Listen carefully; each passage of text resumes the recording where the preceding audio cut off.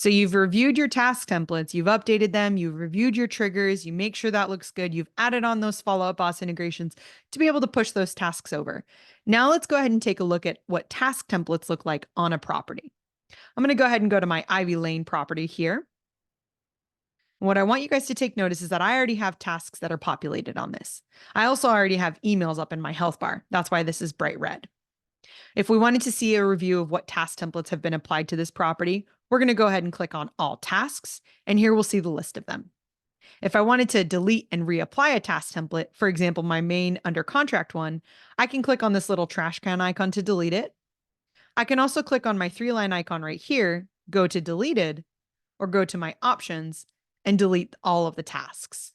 Let me head over to options. Here I can say I want to delete all the main buyer ones and say yes. If I need to reapply that task template, I'm going to click on apply template. I'm going to locate that main buyer one, again, by searching for the name or scrolling in that list. Here's that main buyer one, and I'm going to say apply. Now that's going to add that task template back to this property brand new. While you guys are going through and testing, this is a great way to go through to make sure that the verbiage looks good, make sure that your emails are set up correctly. We want to see this prompt for follow-up boss if you're follow-up boss users. We'll also want to make sure that our dates are populating correctly as well. From this list, let's go ahead and check off a couple things. I'm going to go ahead and go to all tasks really quickly, and I'm just going to delete the other task templates that we have. That way we're focusing on just our main under contract ones. Here you can see the date of when these last task templates were applied. We'll want to make sure to keep that main buyer under contract one that was applied today. Now that we've kind of cleared this out and made it a little bit easier, here's our list of tasks that we can complete. As I scroll through these, you're going to see the different tasks that I have. Let's talk about how to check off a task that has triggers with it. Here I've got my send opening emails. If I'm ready to send that out, I might have a couple things that I need to check off first. We didn't touch too deeply on this, but we do have subtasks that can be used. Subtasks are a great way to have a checklist, similar to how we could use our details to go through and check off those tasks. I'm going to go ahead and say complete all in this case, and we'll go ahead and close out of that.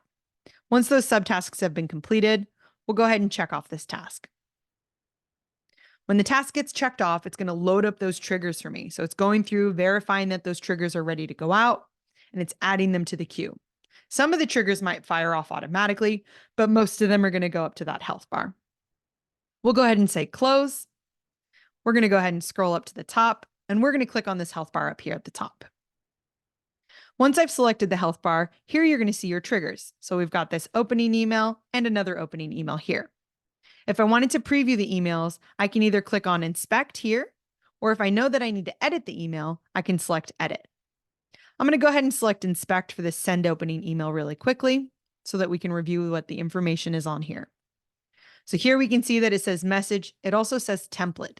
If I wanted to see the templatized version of this particular email, I would click on template, and now I can see the template version of it. I can see who it's trying to send this email to.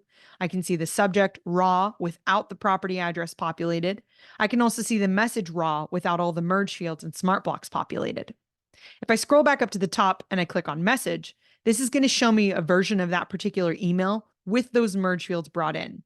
Here you can see the address has been brought in. It's greeting our different party members, and we can see some of our merge fields have populated. We can also scroll down and we can see that some of the smart blocks have populated as well. If I continue to scroll down, we're also going to see a notification that some smart blocks have not populated. Not all smart blocks are going to populate for every single email. In this case, I know that we are not doing a home inspection, and that's why my inspection and responsibility smart block is not appearing.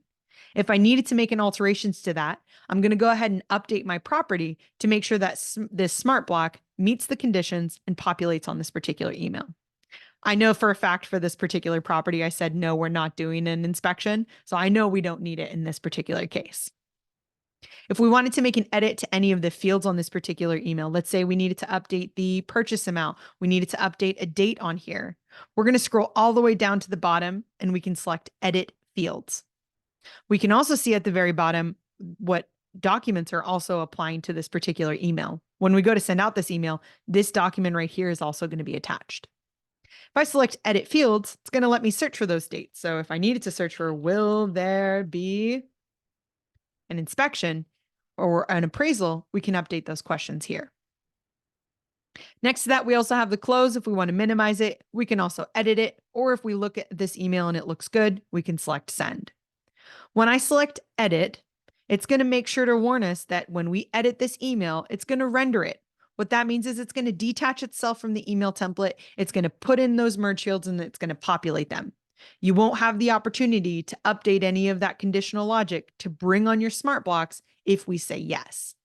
So we'll go ahead and make sure that we have all of the information populating correctly before we say that we want to edit the email. I'm going to go ahead and say close on this and show you a couple more things on this particular screen. If you've reviewed the other emails, they look great. You're ready to send them out. We're going to go ahead and select trigger. We can go to set due, we can schedule it, or we can deactivate it. I really like the ability to schedule it because if you're working really late at night and you're like, these emails need to go out tomorrow morning, you can click on schedule. You can select the date that you want it to go out. We'll go ahead and say it's for the 23rd. We can select the time, update the time for this, and we can say schedule triggers.